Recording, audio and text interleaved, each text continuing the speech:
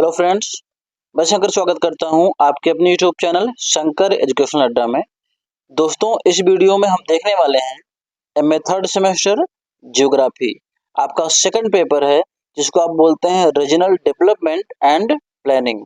ठीक है ना, यानी प्रादेशिक नियोजन एवं विकास। इसके बारे में हम लोग देखेंगे और यह जरूरी नहीं है आप जिस यूनिवर्सिटी में पढ़ रहे हैं, आप जहाँ भी पढ़ रहे हैं वहाँ पर जो है रीजनल डेवलपमेंट एंड प्लानिंग को थर्ड सेमेस्टर में ही रखा गया।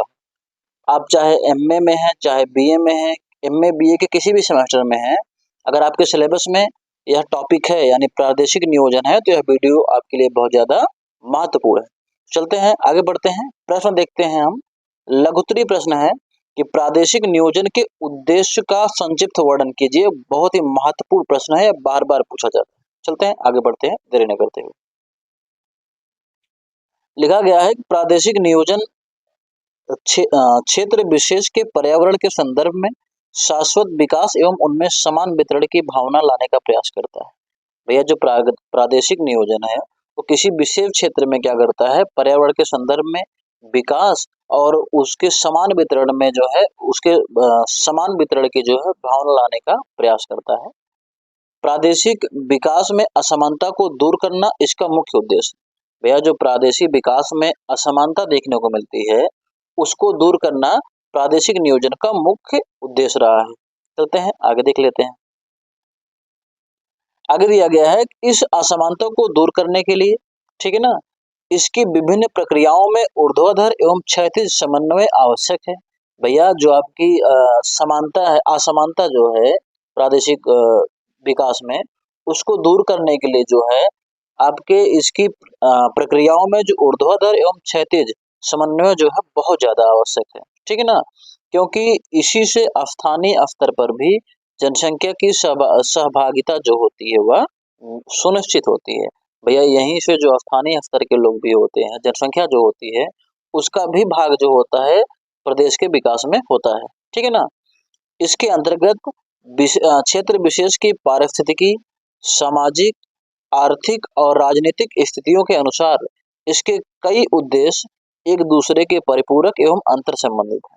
कहने का मतलब यह है कि जो आपका प्रादेशिक नियोजन है इसके अंतर्गत किसी भी क्षेत्र विशेष की जो वहाँ की पारिस्थितिकी है, वहाँ का जो सामाजिक स्तर है, आर्थिक विकास जो है, राजनीतिक विकास है, आदि को ध्यान में रखते हुए आदि की स्थितियों के अनुसार जो है भैया इसके उद्देश्य को कई भागों में डिवाइड किया गया है। कई परिपूरक इसके उद्देश्य आपको देखने को मिल सकते हैं जो कि निम्न प्रकार है। ठीक है ना, चलते हैं, आगे बढ़ते हैं। आगे बढ़ने से पहले मैं आपसे गुजारिश करूंगा, यदि आप हमारे चैनल पर नए हैं तो चैनल को सब्सक्राइब कर लें और इस वीडियो को लाइक करना ना भूलें। और जिस भी व्यक्ति को इसकी जरूरत हो, चाहे आपके मित्र, यार, दोस्त, सहपाठी कोई भी हो, उसको ज्यादा से ज्यादा शेयर करिए, क्योंकि पढ़ेगा इंडिया तभी तो बढ़ेगा इंडिया। ठीक है ना, चलते हैं, आगे बढ़ते हैं। पहला पॉइंट देख लेते हैं भैया। पहला जो है उद्देश्य क्या है, दिया गया है प्रदेश विशेष के उपलब्ध संसाधनों का सम्यक उपयोग। ये आपका भैया पहला उद्देश्य है। आगे, प्रादेशिक आर्थिक संश्लिष्ट का निर्माण करना। उसके बाद क्या है कि विभिन्न आर्थिक पाखंडों एवं अंतर प्रादेशिक स्तर पर समन्वय। भैया, जो आपके तमाम प्रकार के आर्थिक प्रखंड हैं, ठीक है ना, पाखंडों नहीं प्रखंड, ठीक है ना, प्रखंडों और उसके अंतर प्रादेशिक स्तर पर जो है समन्वय, उनका मिलान जुलान जो है सब इसके अंदर।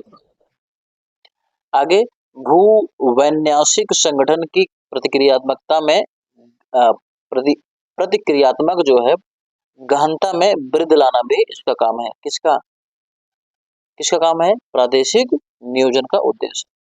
प्राकृतिक पर्यावरण का संरक्षण करना भी इसका जो है उद्देश्य प्रादेशिक नियोजन। विभिन्न क्षेत्रों में समन्वित विकास द्वारा प्रादेशिक एवं राष्ट्रीय अर्थव्यवस्था को सुदृढ़ बनाना भी भैया जो है एक उद्देश्य है। किसका? प्रादेशिक नियोजन का। ठीक है ना, आगे क्या दिया गया है कि आपका विकास प्रक्रिया में सभी सदस्यों की सहभागिता द्वारा सामाजिक न्याय की भावना में वृद्धि करना भी एक प्रमुख उद्देश्य है। किसका? आपके प्रादेशिक नियोजन का।